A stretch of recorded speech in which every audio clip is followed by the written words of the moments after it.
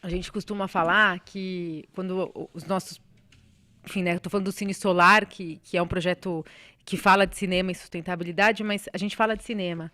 E cinema é contar histórias, né? Eu escolho como a gente pode contar as histórias, seja no livro, seja numa história falada, num teatro. Então, são formas que as pessoas escolhem para contar as histórias. Então, eu me considero um pouco contadora dessas histórias na hora que a gente faz essa ação entre o filme virar cinema, que é outro ponto também, né?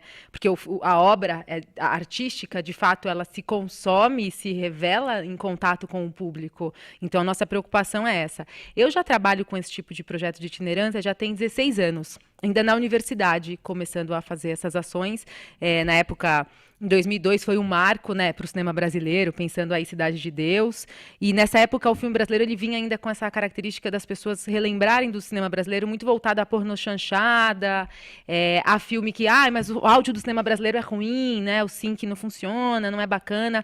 E você tinha uma produção ali pós-Carlota Joaquina, 95, pulsante do cinema, só que as pessoas ainda estavam distantes. E aí que eu começo na universidade com cineclubes a pensar essa aproximação entre o cinema brasileiro e as pessoas. Então a gente começa a fazer esse trabalho que a gente chama, né, voltado para a democratização do acesso.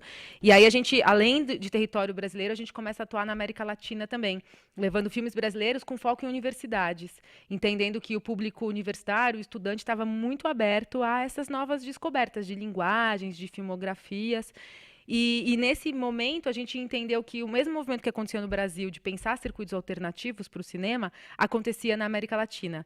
E aí, em 2010, a gente fez um primeiro encontro de cinema latino-americano em espaços alternativos. Porque a nossa meta era, não adiantava concorrer, brigar, ou, enfim, tentar ter esse afronte direto com o sistema de cinema que existe hoje, por exemplo, no Brasil. Mas é pensar em alternativas. Eu acho que a grande palavra para o nosso trabalho é o alternativo. É criar outras veias de acesso ali, vicinais, para que a estrada aconteça, né? Para que a gente possa rodar.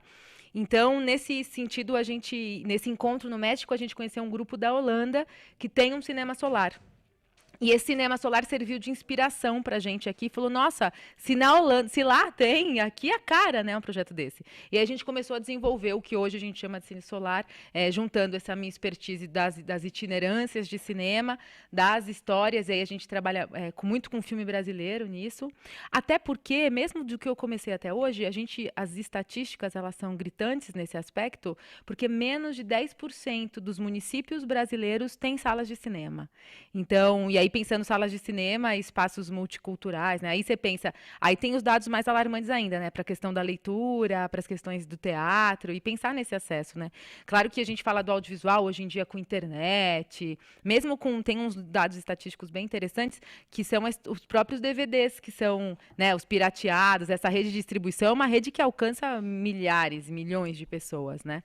Então, enfim, claro que as pessoas têm acesso, mas a que tipo de filme que as pessoas estão tendo acesso? A gente fala desse léxico, né? Desse vocabulário do audiovisual. Então, a nossa proposta é fazer com que outros filmes cheguem até as pessoas. Por exemplo, nesse circuito, agora a gente está trabalhando com o Palhaço, Do que é o filme do Selton Mello. Selton Mello, que foi um filme relativamente. Ele fez um sucesso relativo, bem, foi um filme que foi bem, né?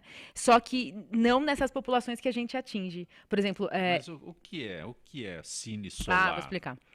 Então, assim, o Cine Solar, ele é uma van que a gente adaptou essa van com as placas fotovoltaicas que fazem essa captação da luz do sol e a gente tem um banco de baterias que armazena essa energia e o sistema de conversão, né, que transforma a luz do sol em energia elétrica. Sim. Então, na verdade, eu tenho uma grande tomada disponível gerada pela luz do sol. Na van do veículo, a gente leva tudo o que é necessário para o cinema: as cadeiras, o projetor, a tela, o sistema de som. Então, quando a gente, enfim, tem É o toda ar essa livre que é o ar vocês livre, usam? preferencialmente o ar livre. Tem dias que chove, Praças? praça, rua, em frente à igreja, enfim, na praia. A gente acabou de fazer um circuito, por exemplo, em Fartura do Piauí, numa comunidade sem energia elétrica, que ainda é a realidade no Brasil, assim. Então lá a gente fez no meio Vocês do. chegam em lugares onde não se tem ideia do que seja o cinema?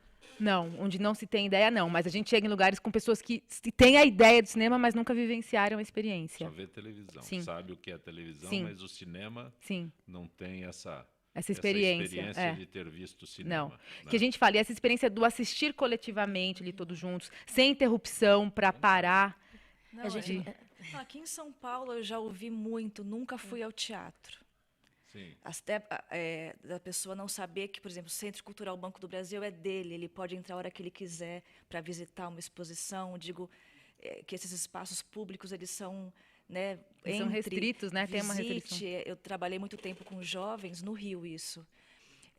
De comunidade, e eles não atravessavam a cidade para entrar num CCBB. Olha, pode assistir, é de graça, é seu também, a cidade é sua. Aqui na capital mesmo. Mas da mesma forma não conhecem teatro e muitos, apesar de viverem aqui em São Paulo com uma Também. grande oferta de salas, não conhecem o cinema. com acesso à informação, né? Exatamente. Mas Acesso. muitos deles, falando em escolas, muitos alunos, eles perguntam para os professores como é que foi o final de semana deles, para saber como foi. Nossa, você foi no cinema, você foi no teatro, porque eles não têm a mínima ideia. Então, essa parte da educação que o pai e a mãe, às vezes, precisa estar colocando para os filhos, de que você tem que ir no cinema, conhecer o cinema, ou ir até o teatro, sobra muito para o professor fazer. Porque nós, professores, hoje somos educadores de pai, de mãe, da família toda. Então, tudo sobra para a gente, né? Então, nesse ponto, essa coisa de eles não conhecerem esses lugares, vai muito também desses pais não terem esse apoio que não também. tiveram E geracional, referência, exatamente, é geracional. Os pais não É geracional, Os os pais não conhecem? Então sobra para quem? Para nós, professores, estamos trabalhando isso para que eles possam ir até esses lugares, né? Aí você consegue. Aí você vai conseguir um ônibus. O ônibus é mais caro que qualquer outra coisa para você levar essas crianças até lá. Então, tem que ter esse incentivo mesmo, né? um Do trabalho Estado em relação... É uma coisa de formiguinha. de formação de público, né? Que é a grande bem devagar. questão. Essa é a formação. Eu acho que esse é o ponto, a formação de público. E aí eu fiz num trabalho de pesquisa científica esse mapeamento que a gente chama da exclusão cinematográfica, tá? Voltado para o cinema. Dentro de São Paulo, a gente pega as periferias da cidade, não tem salas de cinema. Hoje você tem os CELs que estão montando as salas de cinema, está se pensando diferente, mas é muito difícil para a família sair, para o pai e para a mãe. É um programa caro, né? Seja teatro ou cinema, enfim. Então, pode ir longe, mas perto também temos esse problema. Mas nós temos acesso a lugares, né, financeiramente, né, acessível. Mas as pessoas desconhecem, né? Existe a falta de informação. É como eu trabalho, as questões da amnésia cultural mesmo. As pessoas vivem num mundo globalizado, onde tudo é digital, tudo é muito rápido e gera uma dificuldade de acesso ao local porque ele desconhece. Você reparou que o domingo passa muito rápido? O domingo passava devagar antes. Era tão devagar o domingo passava, não era? Nossa, já 10 horas, aí já às 4, não, 10 e 1 ainda. Não passava. Hoje passa rápido, porque hoje a informação é muito rápida, né? A criança tem um tempo de 7 minutos de atenção hoje numa sala de aula. Até a década de 80 eram 50 minutos. Quanto material, quanta coisa tem que ter na mão para segurar um aluno. Imagina um adolescente. Né? E falando sobre os espaços, né?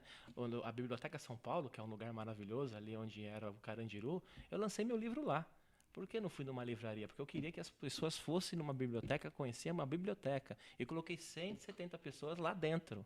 Né? Por quê? Porque eles foram, pode, nossa, é biblioteca aqui. Isso, então, a formação de público. Esse é incentivo que a gente tem que ter. Então, parte da gente esse ponto, né? Formadores de opiniões. Então, a gente tem que trazer esse pessoal para o nosso lado. E eu até queria colocar mais um ponto, porque além disso, sabe o que tem também? Tem a vergonha, né, gente? Eles têm vergonha, muita gente tem vergonha de chegar nesse lugar, de CCBB, que é um lugar, mas eu posso entrar aí. Então, a gente tem muita experiência também de levar as pessoas na sala de cinema. Então, quando eles estão todos juntos lá numa escola, aí um se tá ali junto com o outro, brinca e tal, mas quando é a família, o pai, a mãe, eles não se apropriam. Que é a história do rolezinho dos shoppings também, né? Eu acho que até remete isso. Como é que você se apropria de um lugar? Então, você vai em turma e é isso mesmo. E aí deu como confusão, mas essa ideia dessa periferia com asfalto, com morro, com a cidade, é muito complexo, né? Acho que, enfim, é um ponto... Rodrigo